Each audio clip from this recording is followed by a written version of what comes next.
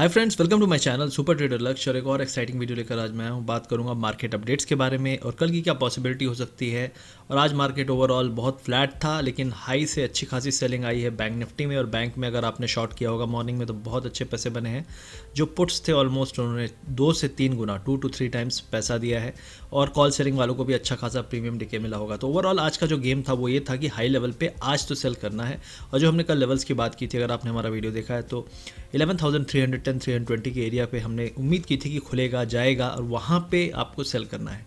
और उसका मैंने स्ट्रक्चर भी आपको दिखाया था चार्ट में। तो हम बात करते हैं उन चीज़ों के बारे में। अब सबसे पहले आप देखेंगे मार्केट में तो ओवरऑल स्ट्रक्चर आप देखेंगे निफ्टी का तो ओवरऑल फ्लैट था। सेक्टोरियल एनालिसिस में आप देखेंगे तो कुछ सेक्टर में थोड़ी सेलिंग थी, इंफ्रा, टेलीकॉम, लेकिन बैंकिंग में भी सेलिंग थी। लेकिन ओवरऑल बहुत ज़्यादा नेगेटिविटी नहीं थी। अगर आप बैंक निफ्टी को देखेंगे तो आपको लगेगा बहुत वीकनेस थी, लेकिन बहुत वीकनेस नहीं थी। ओवरऑल कुछ स्टॉक्स थे, बड़े बड़े स्टॉक्स, जिन्होंने संभाला मार्केट को। अब हम यहाँ बात कर लेते हैं ओवरऑल कंट्रीब्यूशन जो था आज के मार्केट में। तो कंट्रीब्यूशन देखेंगे तो आप RIL, TCS, HDFC bank, HDFC, तो ये 3-4 मेजर स्टॉक हैं जो टॉप स्टॉक्स हैं अपने इंडेक्स के, उन्होंने संभाला हुआ था। बाकी आप देखेंगे तो ओवरऑल मेजॉरिटी ऑफ स्टॉक्स गिर रहे थे। इसका मतलब ये है कि कुछ स्टॉक्स को उठा के आपको इंडेक्स में तो ठीक ठाक दिखा रहा है, लेकिन ओवरऑल काफ़ी पेन था। बैंकिंग स्टॉक्स में काफ़ी सेलिंग थी, ITC में काफ़ी सेलिंग थी, HUL में, तो FMCG में सेलिंग आई है, बैंकिंग में सेलिंग आई है। ये ओवरऑल आप व्यू ले सकते हैं। अब हम बात कर लेते हैं यहाँ पे कि US में ग्लोबली क्या चल रहा है मार्केट। लेकिन उससे पहले अगर आप चैनल पे नए हैं तो चैनल को सब्सक्राइब करिए, अपना सपोर्ट बनाए रखिए। ये वीडियो अच्छा लगे तो लाइक और शेयर ज़रूर करिएगा। अब हम बात कर लेते हैं ग्लोबल मार्केट्स के बारे में। तो अगर आप यहाँ देखेंगे तो US फ्यूचर जो है फ्लैट है, एकदम फ्लैट है। बीच में थोड़ा सा इसमें डिप आया था, एक टाइम पे ये हाई पे था, 100 पॉइंट ऊपर था।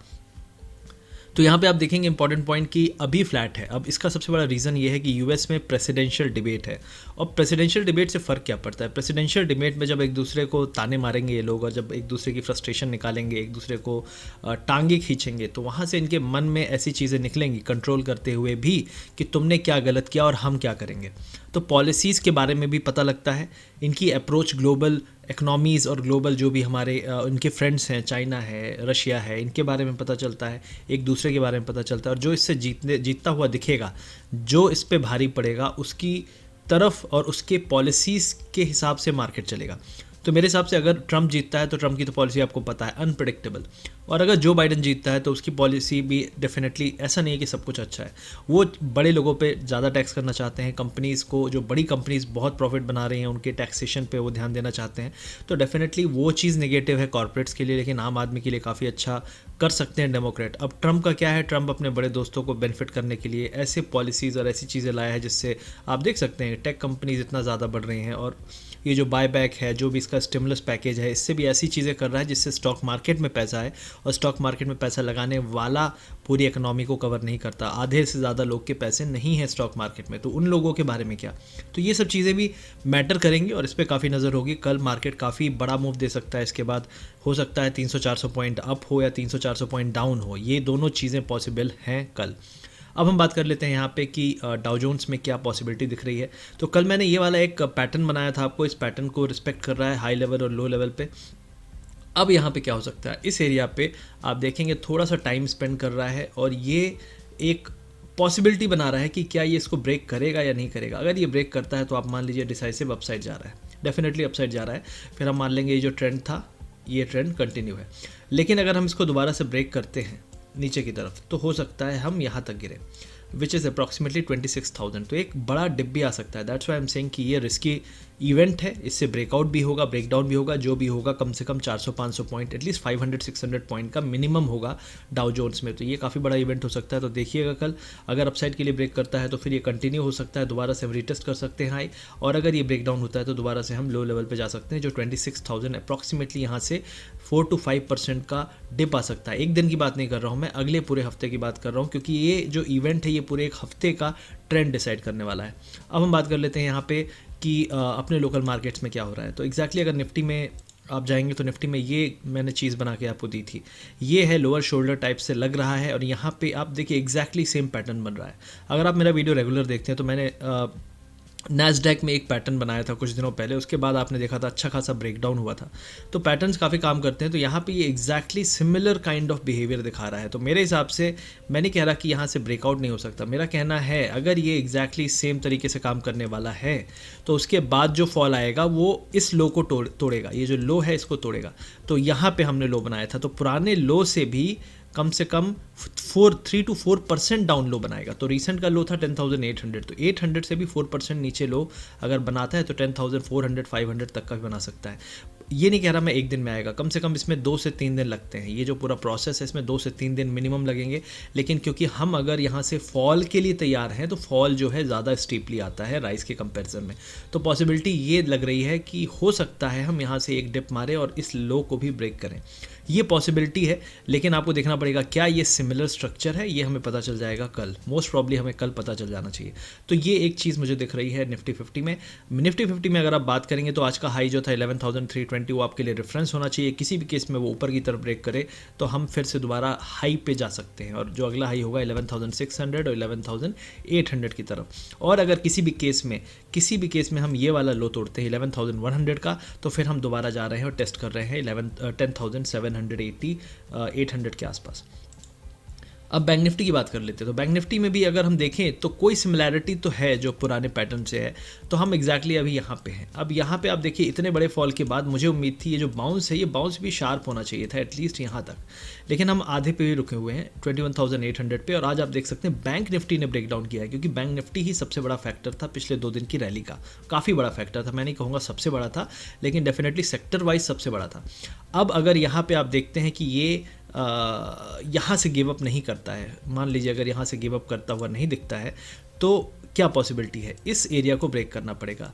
22,000 को 21,800 के एरिया को ब्रेक करना पड़ेगा, तभी हम अपसाइड जाएंगे। और मोस्ट प्रॉब्ली जो आज का लो है, हम लो पे बंद नहीं हुए, तो जो आज का लो है वो टूटा, तो मोस्ट प्रॉब्ली हमें गैप मिलना चाहिए अपसाइड के लिए, डाउन साइड के लिए। अगर हमें ये गैप टूटता हुआ दिखा तो हम फिर से दोबारा बहुत तेज़ी से जा सकते हैं अपने लेवल्स की ओर, जो कि 20,500 600 के हैं। तो ये पॉसिबिलिटी है। तो इसीलिए मैंने आज अपने टेलीग्राम चैनल पे भी बोला था अगर आप चैनल पे ज्वाइन नहीं है तो सुपर ट्रेडर लक्ष्य चैनल का नाम है, वहाँ पे ज्वाइन करिए। जो भी चीज़ें होती हैं कई बार मैं अपडेट करता हूँ।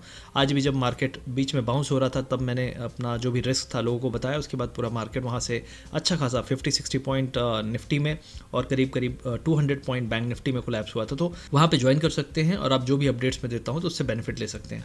तो अभी पॉसिबिलिटी आपको मैंने सिंपल बता दिया है। 21,800 जो आज का हाई है, मुझे लगता नहीं वहाँ जाएगा, लेकिन अगर कोई पॉजिटिव मूव आया और वो आपको दोबारा से वहाँ पे गैप अप मिले तो मुझे नहीं लगता वहाँ पे फिर से सस्टेन करेगा। आप वहाँ पे एक बार फिर सेलिंग अपॉर्चुनिटी के लिए वेट कर सकते हैं, सेल कर सकते हैं वहाँ पे। और मेरे हिसाब से अगर हम किसी भी केस में आज का लो है 21,300 ब्रेक करते हैं तो फिर हम यहाँ से करीब 600 to 700 पॉइंट का फॉल आ सकता है। तो ये पॉसिबिलिटी है बैंक निफ्टी में। अब टाटा मोटर्स के बारे में देख लेते हैं। टाटा मोटर्स भी एक अच्छा खासा आपको साइन दे रहा है कि मैं अगर ब्रेक किया तो यहाँ से मतलब 134-35 का एरिया ब्रेक किया तो ऊपर जाएंगे, और आपका 130 के नीचे गया तो आप दोबारा से 122 तक का लेवल देख सकते हैं। अभी ये कंसोलिडेट कर रहा है, तो हो सकता है कल अगर डिसाइसिव मूव आता है और आपको इसके नीचे ब्रेक मिले तो इसको सेल करने से मत चूकिएगा। 122-123 तक तो डिप पक्का है। अब हम इंडसइंड बैंक को देख लेते हैं। तो इंडसइंड बैंक में वीक था, काफ़ी वीक था, काफ़ी बड़ी ये जो सेलिंग आई थी यहाँ पे, उसके बाद अभी जो बाउंस आया है वो भी वीक हो रहा है। आप देख सकते हैं आज अच्छा खासा यहाँ पे सेल ऑफ आया है। और इंडसइंड बैंक हमारा एक सेलिंग कैंडिडेट था, 550 के नीचे हमने सेल दिया था अपने स्टूडेंट्स को मेरे एनालिसिस के हिसाब से। तो आई होप उन्होंने यूटिलाइज़ किया होगा। काफ़ी अच्छा मूव दिया। 550 के नीचे आप देख सकते हैं 528 का लो है, तो ऑलमोस्ट 20 पॉइंट का डिप आया। अब क्या पॉसिबल है, अब मेरे हिसाब से 530 का जो लेवल है वो ब्रेक नहीं करना चाहिए। अगर ब्रेक किया तो हम दोबारा जा रहे हैं 480। अगर इसको सर्वाइव कर गया कल, अगर सर्वाइव कर ले गया तो हम दोबारा से फिर अटेम्प्ट करेंगे 555 560। तो ये पॉसिबिलिटी है। कल का मार्केट बहुत इंपॉर्टेंट है। अगर बुलिश हो तो ऐसा नहीं है कि आपको इंडसइंड बैंक वीक होगा। इंडसइंड बैंक वही स्टॉक है जो 485 से आप देख सकते हैं 560 सिर्फ 2 दिन में गया है।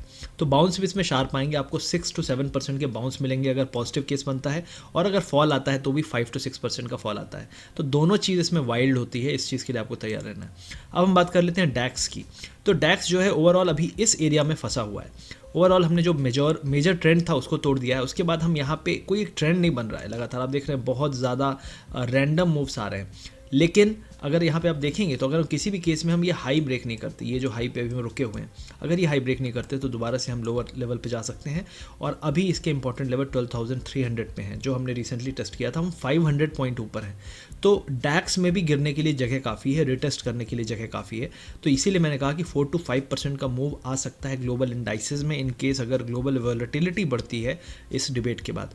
तो इस चीज़ के लिए आपको तैयार रहना है। तो हम कल देखते हैं कैसा होता है। अब आईटीसी लास्ट स्टॉक है, तो आईटीसी में आपको क्या करना है। आईटीसी में देखिए एक चीज़ की, इसका जो स्ट्रॉन्ग सपोर्ट है वो तो आपको 156 के आसपास आएगा। अभी हमने क्या किया, इस बड़े फॉल के बाद आप देख सकते हैं 200 से इसमें नॉन स्टॉप फॉल आया है। ऐसा नहीं है, नॉन स्टॉप फॉल आया। आपने बाउंस यहाँ पे एक देखा था, एक इस डिप के बाद ये बाउंस देखा था, लेकिन उसके बाद कोई बाउंस नहीं आया। तो ये जो था बड़ा बाउंस आपको लग रहा है, लेकिन 175 176 के आसपास इसको भी रुकना चाहिए, और ये उससे पहले ही लौट के नीचे टेस्ट कर रहा है। अब इसका मतलब ये है, अगर हम यहीं पे रुक जाते हैं और इसके बाद आईटीसी और नहीं गिरता है तो एक अच्छा पैटर्न बन जाएगा, ये हो जाएगा आपका हायर लो का।